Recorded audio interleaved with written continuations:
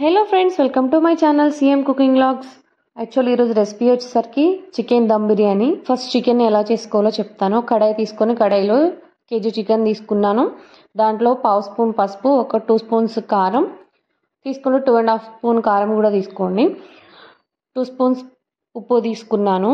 Salt, normal salt తీసుకున్నాను. కళ్ళుప్పు తీసుకుంటే క్రిస్టల్ సాల్ట్ తీసుకుంటే టేస్ట్ బాగుంటుంది. సో ఏది అవైలబిలిటీ ఉంటే అది తీసుకోండి. సో 3-4 పచ్చిమిర్చి తీసుకున్నాను. ఒక 2 స్పూన్స్ అల్లం వెల్లుల్లి పేస్ట్, బిర్యానీ దినుసులు తీసుకున్నాను.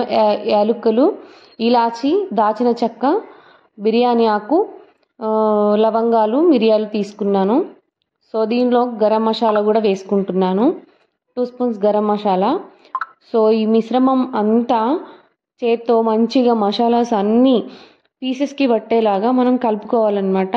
చూడండి, వీడియోలో చూపిస్తున్న విధంగా చాలాసేపు మ్యారినేషన్ చేసుకుంటే ఎక్కువసేపు ఆ స్పైసెస్ అన్నీ పీస్కి బట్టి టేస్ట్ అనేది బాగుంటుంది.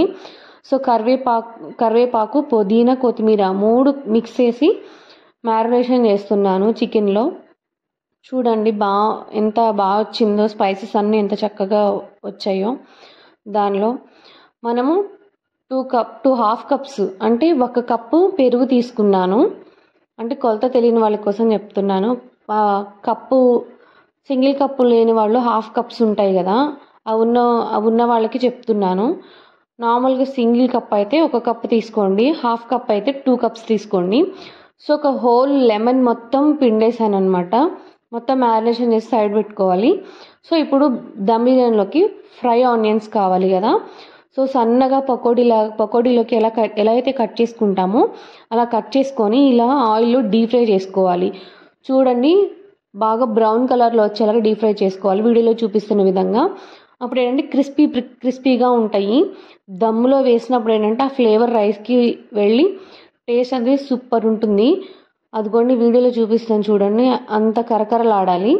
సో అవన్నీ సైడ్ పెట్టుకొని ఇప్పుడు మ్యారినేషన్ చేసుకున్న దాంట్లో ఒక వేడెక్కిన ఆయిల్ ఉంటుంది కదా, అంటే ఇప్పుడు ఆనియన్స్ వేపిన ఆయిల్ ఉంటుంది కదా, 2 స్పూన్స్ కలిపాను. ఎందుకంటే ఆయిల్ కలిపితే మంచిగా ఉంటుందని చెప్పేసి, టేస్ట్ బాగుంటుందని చెప్పేసి కలిపాను ఆయిల్ వేసి.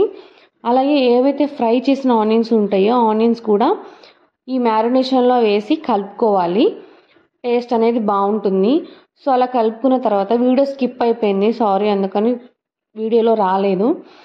సో అలా మ్యారినేషన్ చేసుకున్న తర్వాత ఆనియన్స్ వేసి స్టవ్ మీద పెట్టి ఒక 80% చికెన్ని ఉడికించాలి. కంటిన్యూ వీడియో ఇంకొకటి ఉంది, పార్ట్ 2లో పోస్ట్ చేస్తాను.